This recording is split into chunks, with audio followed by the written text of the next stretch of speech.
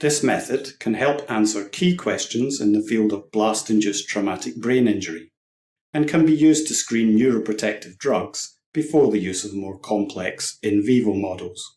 The main advantage of this technique is that it uses a laboratory instrument to expose in vitro mouse brain tissue to a shockwave using a simple and high-throughput protocol that allows the creation of a reproducible injury.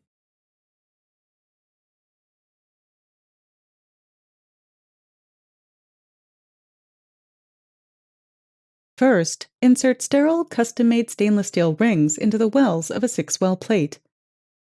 Then add pre-warmed serum-free experimental medium with propydium iodide to the wells, ensuring that the level of medium does not reach above the notch of the ring. Transfer the plate to the incubator for 1 hour to ensure that the medium is at 37 degrees Celsius before the tissue culture inserts are transferred. After an hour, transfer tissue culture inserts with organotypic slices from their growth dishes onto the rings in the 6-well plate. Make a dot on the insert rim in the 3 o'clock position with a permanent marker pen to facilitate returning the insert to its original position.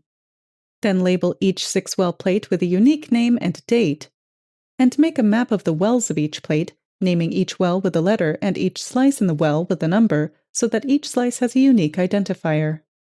Incubate at 37 degrees Celsius for 1 hour to ensure the slices are at 37 degrees Celsius immediately before imaging.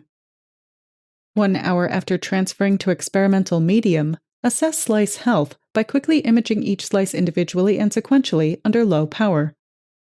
Use a fluorescence microscope fitted with an appropriate excitation.